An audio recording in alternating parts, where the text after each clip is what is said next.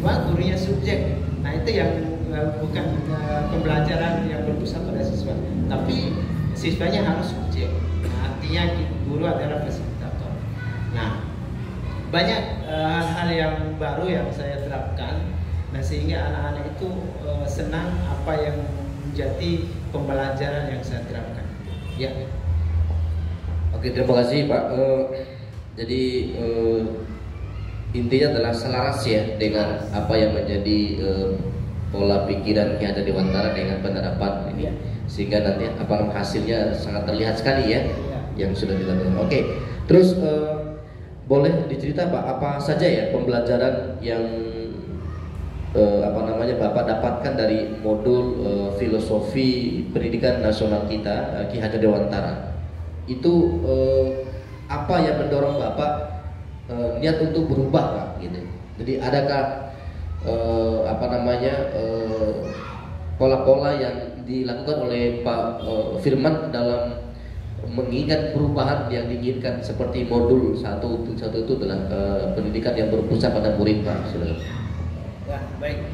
Saya memang mulai dari awal pembelajaran baru, saya sudah berpikir bagaimana cara merubah anak-anak ini supaya pembelajaran lebih berpusat pada siswa.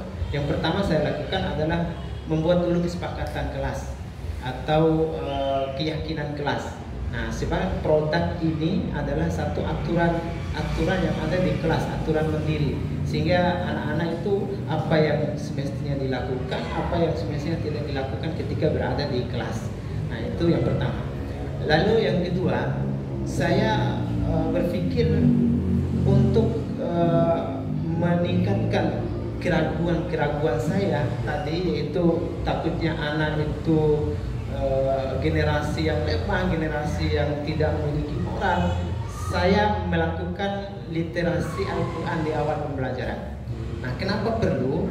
Karena saya lihat, saya tes awal pemetaan terlebih dahulu, ternyata siswa yang ada di SD itu, SD 2 ini kurang minat membaca Al-Quran, bahkan banyak yang ikro.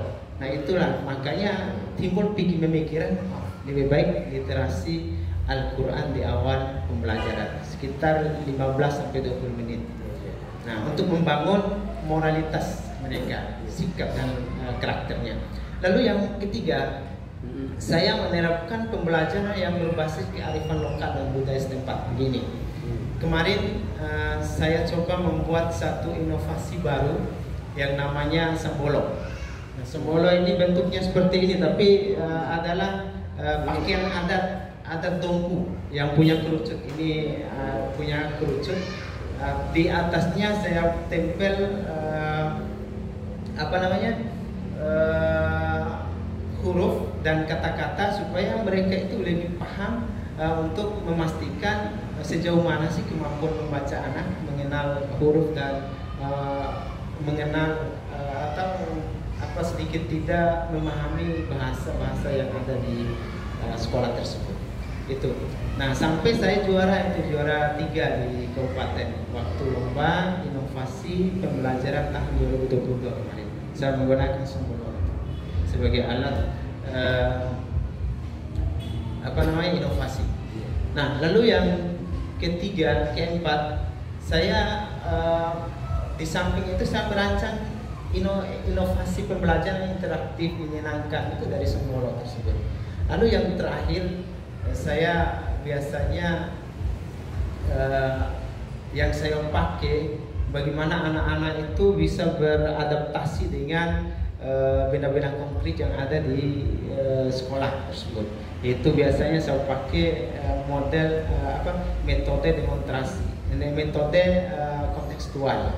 Jadi kita melihat benda-benda yang konkret. Nah, setiap yang ada di taman, yang ada di lingkungan sekolah kita manfaatkan untuk alat pembelajaran.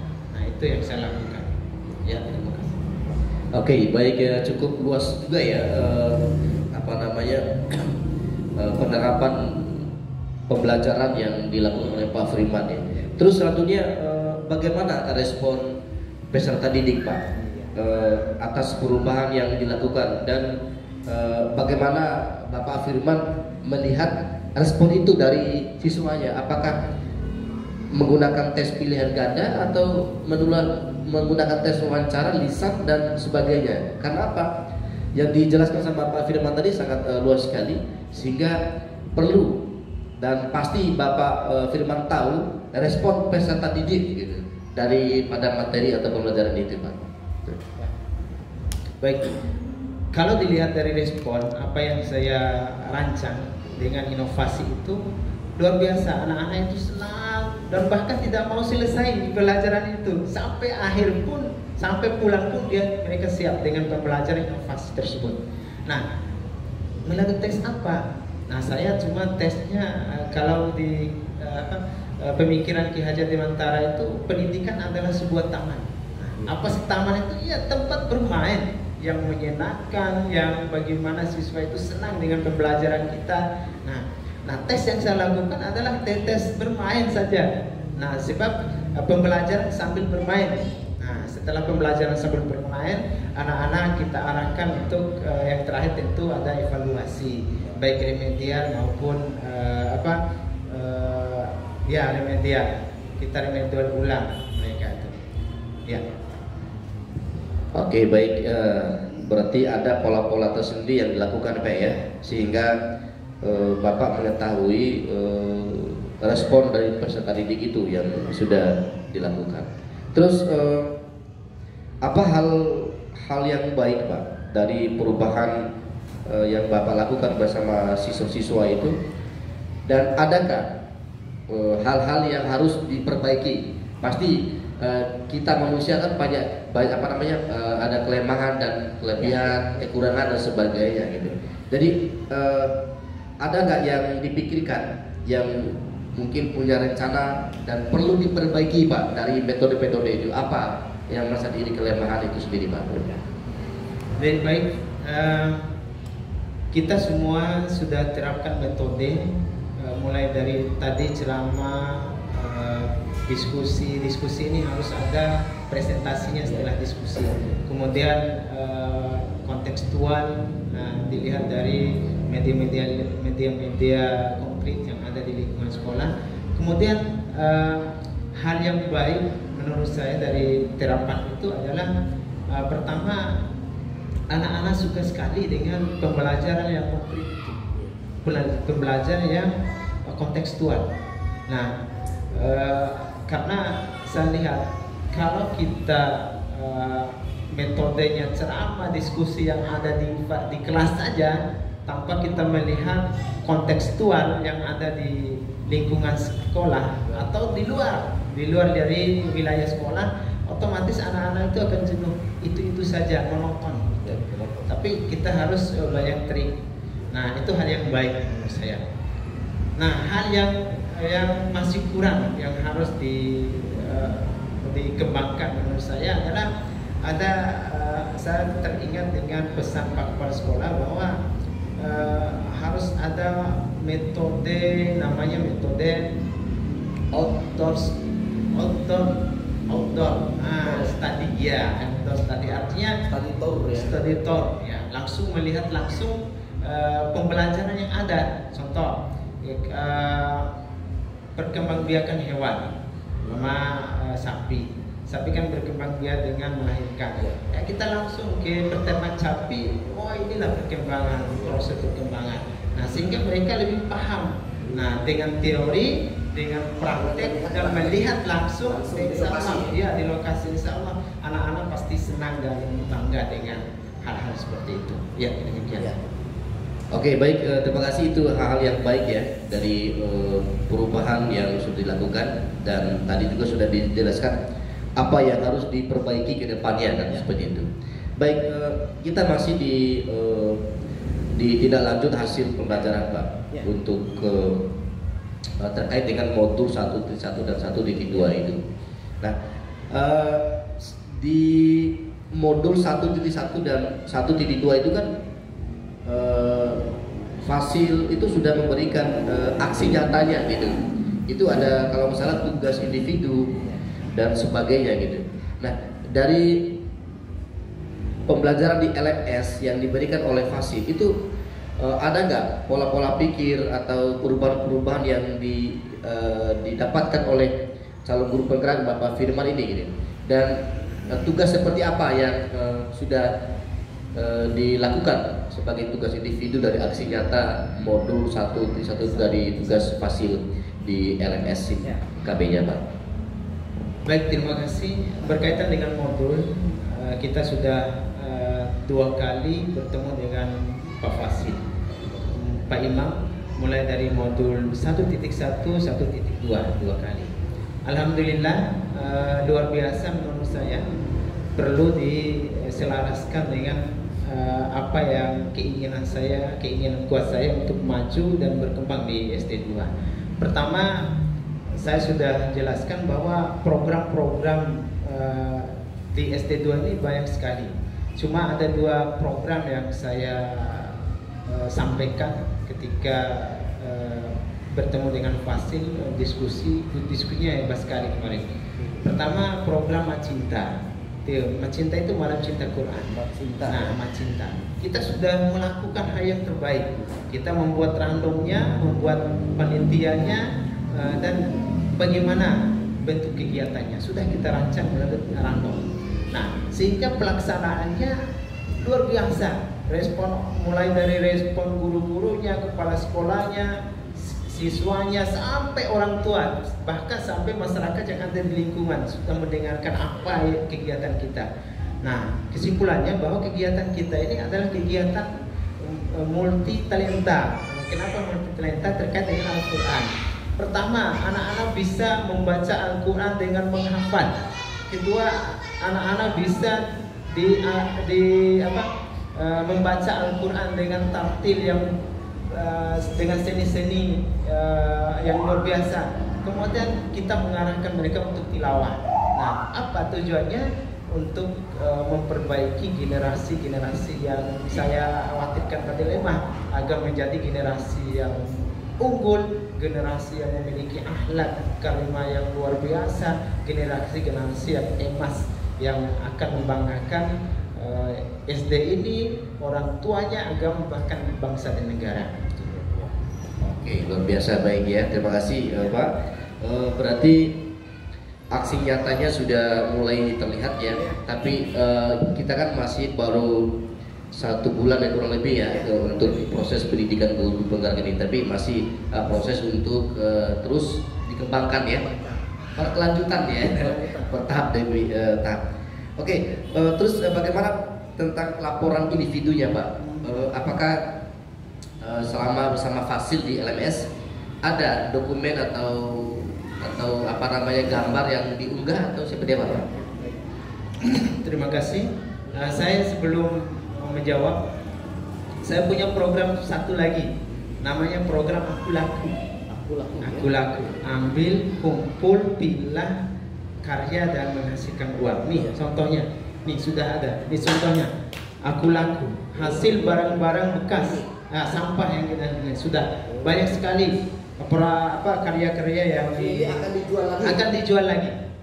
Bahkan banyak yang mendapatkan apresiasi baik dari pemerintah maupun dari orang tua wali. Itu banyak sekali. Aku Laku namanya. Nah, saya akan jawab terkait dengan dokumen. Ketika ada kegiatan-kegiatan diskusi Zoom maupun kegiatan aksi nyata, saya sudah membuat rincian filenya. 1.1.A, 1.2 saya sudah buat filenya masing-masing beserta foto dan videonya. Nah, ada di laptop. Dan bahkan ketika ada namanya menyusun laporan demonstrasi kontekstual, saya membuatnya dengan menggunakan Canva. Nah, sudah tersusun rapi mulai dari A sampai Z pelaksanaannya. Nah, buktinya sudah ada di laptop. Saya sudah rapikan mulai dari 1.1, 1.2 sampai hari ini 1.1.6 demonstrasi kontekstual. Nah, sudah lakukan demikian. Oke, demikian Pak Firman. Nah, oke, dari sudah kita di bagian inti tadi kita sudah berbicara tentang tindak lanjut hasil lokakarya kan, tindak lanjut hasil lokakarya orientasi kemarin, terus tindak lanjut dari hasil pembelajaran modul Ki Hajar Dewantara, Terus yang ini yang menarik nih Pak Firman. Kita masuk di pembuatan kerangka portofolio. Nah, dari cerita atau narasi-narasi tadi Pak Firman yang disampaikan gitu. Nah, portofolio ini kan untuk mengetahui jejak digital kita dalam bentuk digital kan begitu Pak. Sehingga momen 1 bulan atau sebelumnya itu Bapak bisa fungsikan portofolio ini untuk dicantumkan di dalam digital sendiri. Nah, media atau alat peraga apa yang digunakan Pak Firman terus dalam membuat portofolio digital? Apakah sudah unggah atau memang dalam proses dan sebagainya Pak untuk profil ini, dan seperti apa saja sih komponen-komponennya yang dibuat ini? Kayaknya berkaitan dengan IT nih Pak. Apakah sudah maksimal dalam proses pembuatannya? Ini juga sambil kopi Pak, saya ambil kopi juga nih biar bisa. Ya, jadi ini sangat menarik sekali nih Pak Firman, bagaimana keterampilan kita dalam membuat media terus kita unggah dalam portofolio digital gitu. Ini sebagai apa ya? Sebagai file drive IT kita untuk dipublikasikan di dunia maya dan sebagainya. Karena apa? Kalau untuk perempuan di handphone atau laptop kan, kalau kita tidak bawa itu kan sulit gitu. Tapi kalau kita membawa ID kita, email atau Gmail kita bisa akses itu portofolio digital. Nah, mungkin bisa dicerita Pak tentang perkembangan portofolio digitalnya. Baik, terima kasih. Jujur bahwa pembelajaran atau saya melihat langsung ketika Lokakarya orientasi waktu itu dijelaskan oleh Pak Muhasir sendiri tentang portofolio digital. Nah, sampai sekarang memang saya sudah merencanakan semaksimal, saya sudah merapikan file-filenya mulai dari tugas yang diberikan fasil, aksi nyata, demonstrasi kontekstual, dan bahkan hasil diskusi yang sudah saya simpan di file. Nah, tinggal bagaimana saya mengolah file ini dimasukkan ke portofolio digital seperti yang diterangkan oleh Pak Fasil. Nah, ini dalam proses menurut saya. Insya Allah saya dengan berusaha sekuat-kuatnya, berusaha ingin belajar terus terkait dengan portofolio digital itu supaya bisa. Nah, karena ini adalah keuntungan luar biasa menurut saya. Kenapa? Karena ilmu seperti ini jarang saya pelajari sebelum saya mengenal pendidikan guru penggerak.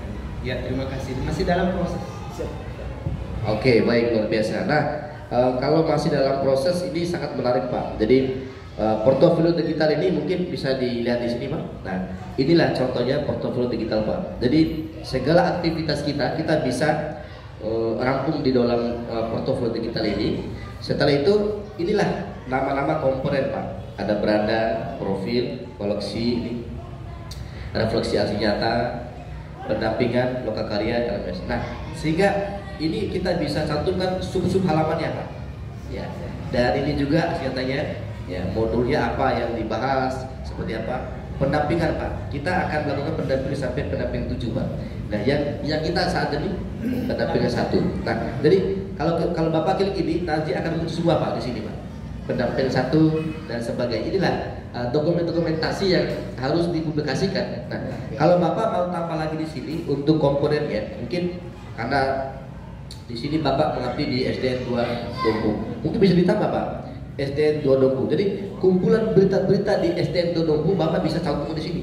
Dan Bapak bisa menuliskan, menarasikan, tinggal ditambah teks, halaman, tema dan sebagainya. Nah, inilah portofolio digital, komponen-komponen yang harus dipersiapkan. Karena apa? Sejalan daripada dunia maya ini, dunia IT, digitalisasi saat ini, ya kita sambil mengajar, sambil ada dokumentasi dan sebagainya, terus dipublikasi. Nah, ada nggak metode atau model-model pembelajaran yang menarik yang mungkin perlu dituliskan dalam sebuah karya tulis ilmiah Pak untuk dalam pendampingan atau kegiatan belajar mengajarnya? Apa? Satu saja di dalam metode dan mata pelajaran yang menarik, yang mungkin yang lebih belum diterapkan oleh sekolah-sekolah lain, Pak. Mungkin seperti itu. Ya baik, ke depan saya berpikir ke depan. Saya punya rencana namanya untuk mendukung kelas tahfiz ini tentu harus ada gebrakan. Tadi gebrakan Macinta. Sekarang saya mau ke depan, tahun depan mungkin atau 2 tahun ke depan ada istilah boarding school. Boarding school terkait dengan Al-Quran. Saya ingin sekali menerapkan boarding school di SD2 ini. Karena saya lihat boarding school sekarang itu sudah bagus sekali majunya, mencetak generasi-generasi Al-Quran yang luar biasa. Karena kenapa langka di sekolah ini di SD2? Karena ini sekolah umum, bukan sekolah keagamaan, tapi sekolah umum. Itu langkahnya menurut saya. Nah, kalau saya mampu menerapkan boarding school, yakin saja semua pihak pasti akan mendukung, mulai dari kepala sekolahnya sampai pemerintah ke depan. Saya rencananya walaupun kegiatannya 3 kali 1 bulan, tapi yang pasti pelaksanaan boarding school ini tepat sasaran. Nah, kebetulan insya Allah tahun depan mungkin penggunaan aula baru, sekolah baru di sini kan sekolah sudah akan dijadikan alun-alun kota di sini. Nanti bergeser di bagian selatan. Nanti saya lihat contoh bangunan sekolah nanti kayak mall. Saya lihat bangunan SD2 yang baru nanti kayak mall. Betul-betul desainnya kayak mall. Itu saya berpikir, nah saya manfaatkan boarding school itu dekat dengan alun-alun kota. Nah, bangunan pun mendukung tentang pelaksanaan hal itu. Karena betul-betul di Dompu itu saya yakin anak-anak orang tua siswa itu, orang tua itu butuh tentang pendidikan agama. Kenapa? Saya lihat kalau mau bersaing dengan IT sekarang itu harus gebrakan seperti itu. Ya, itu saja.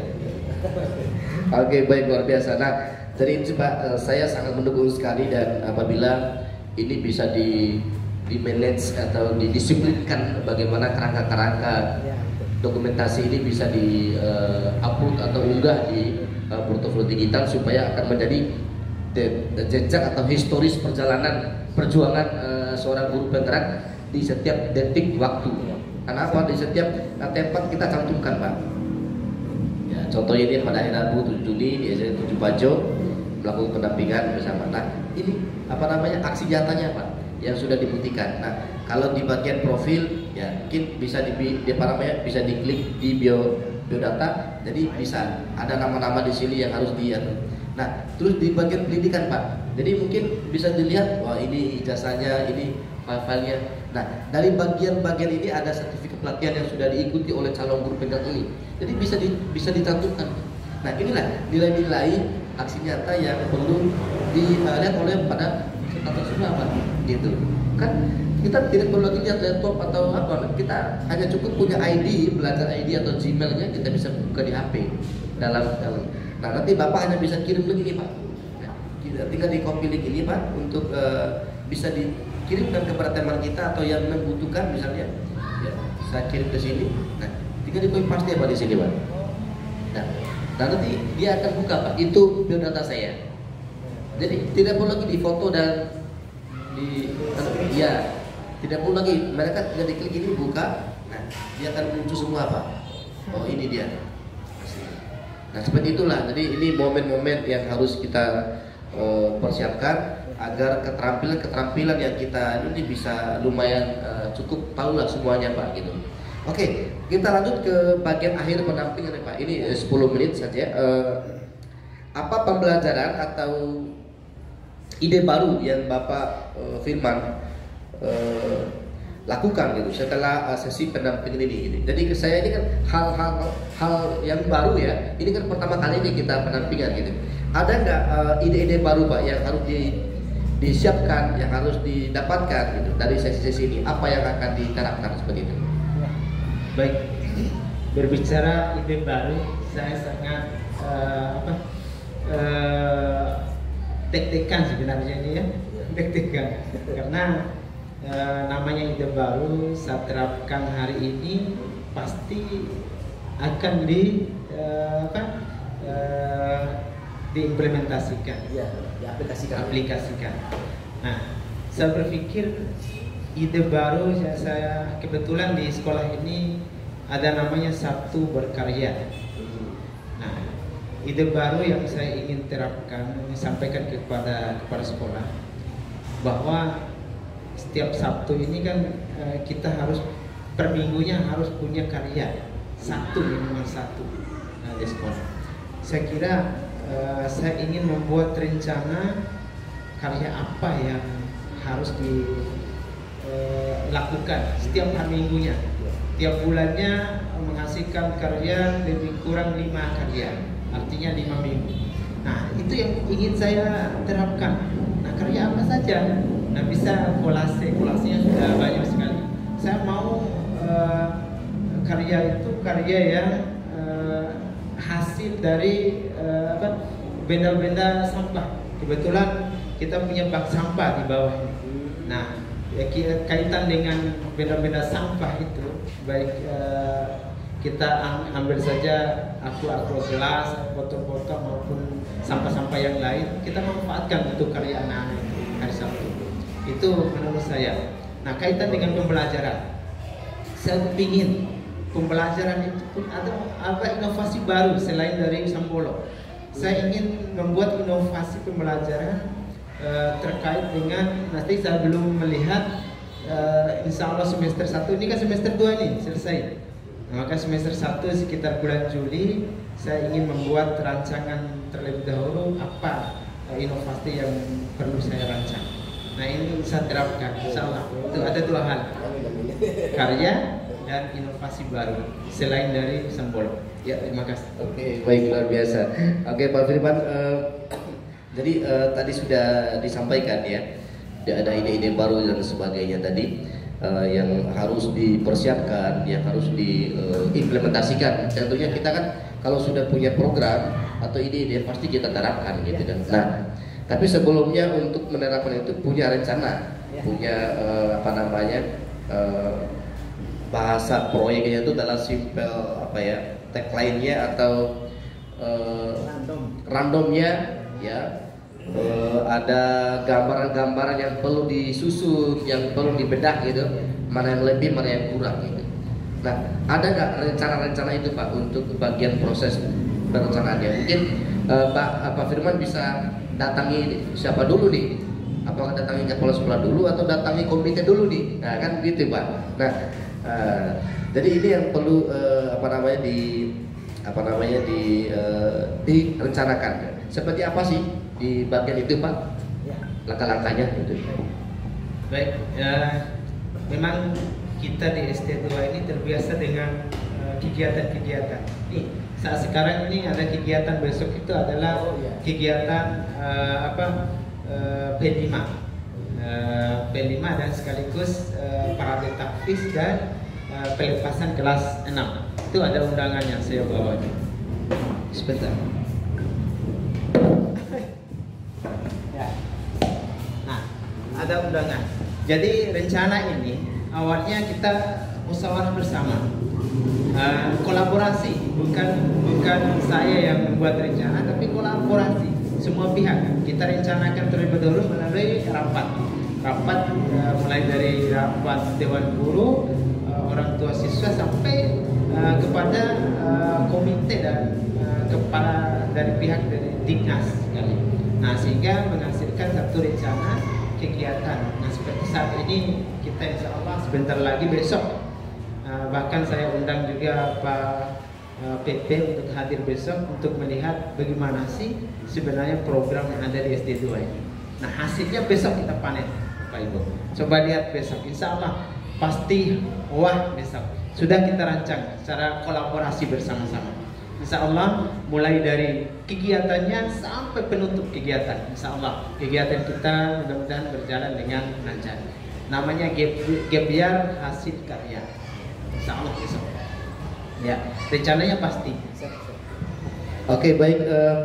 Terakhir kita masuk ke apa namanya peta posisi diri Pak. Jadi rencana pengembangan diri dalam kompetensi guru penggerak. Ini kan hasil lokakarya orientasi kemarin kita punya posisi diri kita tuh seperti apa sih sekarang ini? Apakah sebagai guru yang bergerak atau hanya menggerakkan dan sebagainya? Nah itu mungkin bisa dijelaskan Pak kompetensi yang sudah apa namanya yang dimiliki oleh guru penggerak ini seperti apa dan bagaimana bentuk pengembangan yang direncanakan Pak? Ya, jadi berbicara posisi diri, tentu harus ada pengembangan diri, ya tentu. Nah, mulai dari bergerak, mulai dari tergerak, tergerak, kemudian bergerak dan insya Allah akan menggerakkan. Nah, selama ini kita lakukan sesuai dengan apa yang kita pelajari di modul 1.2, ada namanya nilai dan peran guru penggerak. Saya sering berpikir bahwa ada 5 poin dalam nilai-nilai guru penggerak. Yang pertama itu tentu berpusat pada siswa, jadi pembelajaran berpusat pada siswa atau pemimpin pembelajaran. Nah, jadi bagaimana implementasi dari hal itu? Ya kita sudah lakukan yang sesuai dengan kemampuan kita. Kalaupun kurang, kita akan belajar terus-terus.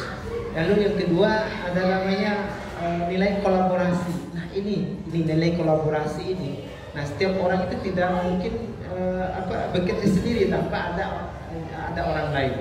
Jadi semua pihak kita bekerja sama untuk mensukseskan seluruh program-program yang ada di kelas, di sekolah. Nah kemudian nilai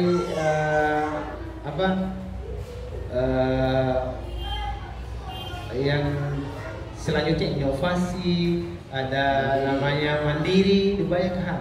Nah semua kita sudah mulai terapkan karena saya mengingat bahwa banyak kelemahan ternyata setelah saya hadir di pendidikan guru penggerak. Nah inilah kesempatan untuk belajar, terus menggali, belajar bersama PP, bersama guru-guru hebat. Ya terima kasih.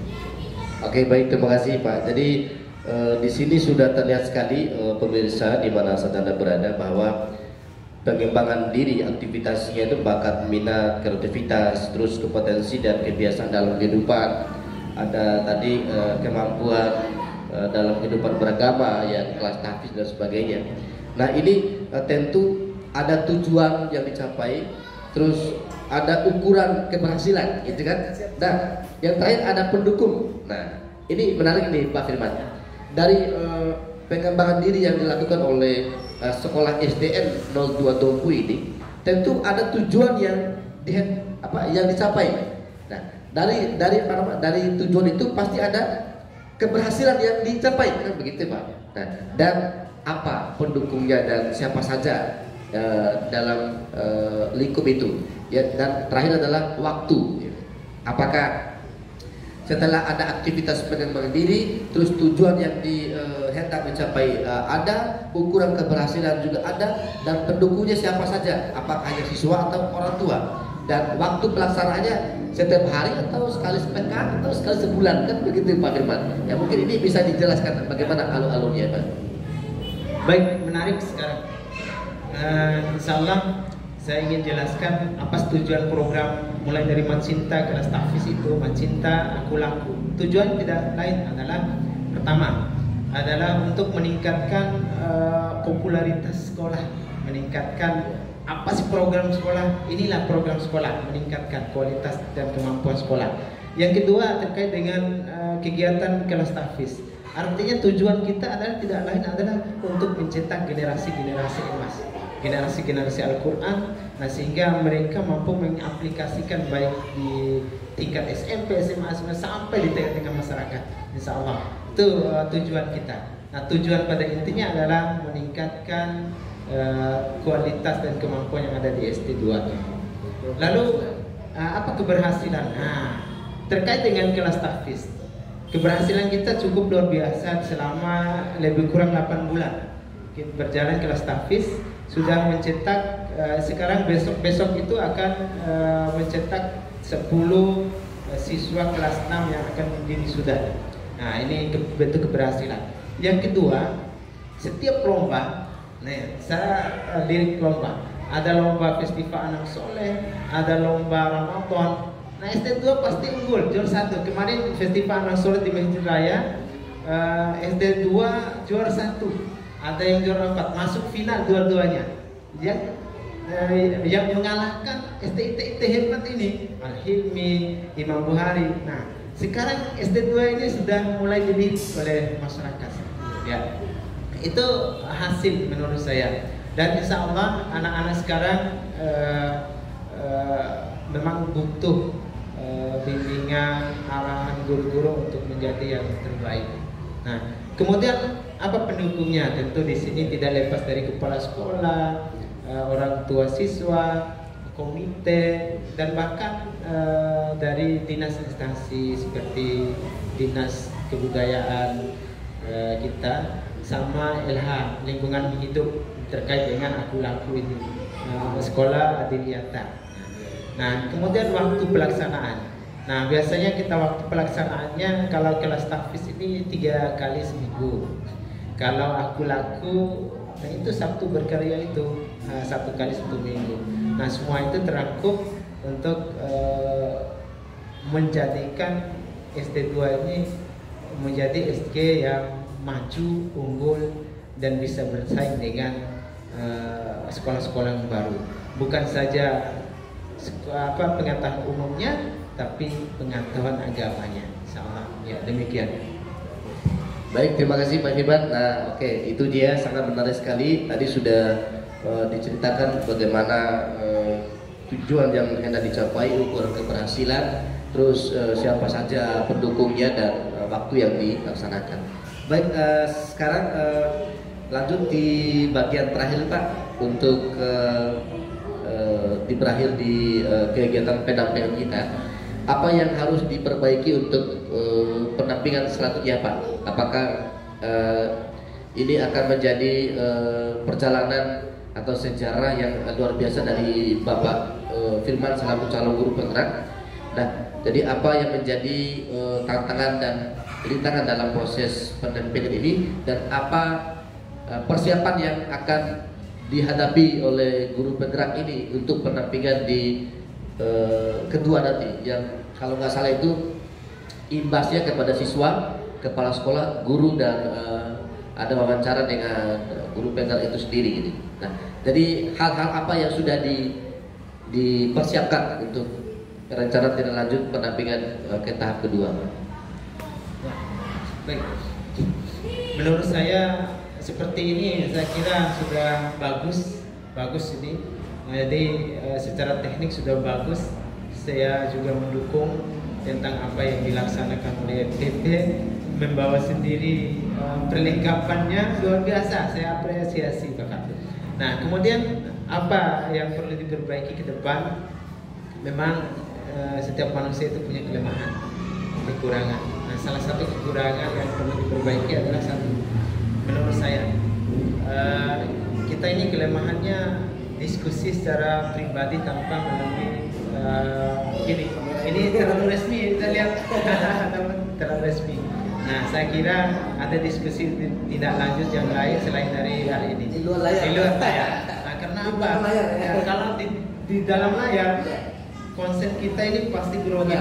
Karena ini kan dilihat sama orang nanti. Nah, kita publikasikan. Ya, publikasikan. Itu yang pertama, Pak. Yang kedua, tadi pas kedatangan Bapak, kepala sekolah nggak ada ya. Dan di luar dinas. Nah, kemudian guru-guru yang sudah sibuk dengan hal-hal yang lain, persiapan itu, saya kira mohon maaf atas kekurangan tadi. Mudah-mudahan ke depan pas Bapak datang, kepala sekolah ada, guru-gurunya ada, dan semua siswanya pun mendukung tentang program ini. Tapi saya yakin semuanya ya jabdan berikutnya Bagikan itu ya, insyaallah siap revisi apa ya, siap bisa dipublikasikan. ya, betul. Nah, itu aja mungkin. Nanti insyaallah kita akan bicara lanjut dengan Pak Kepala Sekolah nanti terkait dengan apa kekurangan dan kelebihan. Ya, demikian. Oke, demikian Bapak Ibu di mana saja Anda berada yang sudah menonton ini, terima kasih banyak. Dan rencana tindak lanjut tadi sudah disampaikan oleh Pak Firmansyah. Pak Firmansyah ini sangat menarik apa yang menjadi tantangan dan yang harus kita persiapkan kita dalam untuk memajukan dunia pendidikan lebih-lebih di Kabupaten Dompu, khususnya di SDN 02 Dompu ini. Baik, terima kasih. Rasanya, tapi sebelumnya kita masih berikan kesempatan kepada Pak Firman untuk closement kata-kata penutup ya daripada program pendampingan ini, Pak. Jadi apa motivasi dan harapan atau testimoni lah seperti itu ya daripada pendampingan ini, dan apakah Bapak sangat beruntung mendapatkan program ini atau memang biasa-biasa saja? Karena saya lihat banyak juga ini yang antri ini, yang diparkir ya untuk mendapatkan pendidikan guru penggerak ini. Apa kata-kata penutup, Pak? Kata-kata terakhir dulu kegiatan ini. Baik, terima kasih. Alhamdulillah pertemuan kita hari ini sangat luar biasa. Baik dari segi wawancaranya, dari segi silaturahminya itu luar biasa ini. Nah, kata-katanya mari kita bersama kolaborasi untuk membangun pendidikan di Kabupaten Dompu ini lebih maju lagi ke depan. Insya Allah dengan catatan, insya Allah saya bergerak dan menggerakkan pendidikan ini untuk satu tujuan, memajukan pendidikan yang ada di Kabupaten Dompu. Dengan demikian kami harapkan kepada PP, Bapak PP untuk kolaborasi untuk meningkatkan kompetensi-kompetensi yang belum saya miliki, insya Allah akan menjadi muncul seperti teori gunung es. Ya. Tahu teori gunung es, Pak? Nah, gunung es dilihat di atas itu hanya 12% kemampuan, baik kemampuan kita, kemampuan anak, tapi ternyata di dalam dirinya ada 88% yang tersembunyi. Begitu juga kita, sama seperti itu. Bagaimana kompetensi saya itu bisa terlihat, insya Allah dengan catatan, insya Allah saya ingin kolaborasi dengan Bapak PP, dengan guru-guru hebat dan semua fasil dan lain sebagainya. Demikian. Baik, terima kasih Pak Firmansyah dan teman-teman yang akan menonton pada channel YouTube Muhasir ini. Insya Allah ke depan kita perlu banyak memperbaiki karena ini proses juga. Kita akan masih melakukan pendampingan sampai 7 kali kurang lebih ya. Oleh sebab itu saya sudah bersama kurang lebih 40 lebih menit ya. Kita bersama di sini dalam kegiatan pendampingan individu CKP atau nama Bapak Firmansyah. Selamat beraktivitas Bapak, mudah-mudahan kita bisa ketemu lagi dan dalam keadaan sehat walafiat ya. Oke, sebelumnya kita ingat tagline-nya Balai Guru Penggerak ya. Oke, Balai Guru Penggerak Provinsi Nusa Tenggara Barat ya, tergerak, bergerak, menggerakkan ya. Oke, Balai Guru Penggerak Provinsi Nusa Tenggara Barat, tergerak, bergerak, menggerakkan. Yes. Baik, terima kasih. Saya Muhasir MPD, pengajar praktik guru penggerak angkatan ke-8 bersama teman saya Firmansyah SPD, SD 2 Dompu. Mengucapkan terima kasih atas kebersamaannya dan kami akhiri dengan ucapkan Assalamualaikum warahmatullahi wabarakatuh. Sampai jumpa, dadah. See you next time. Ditunggu sama Pak Yong.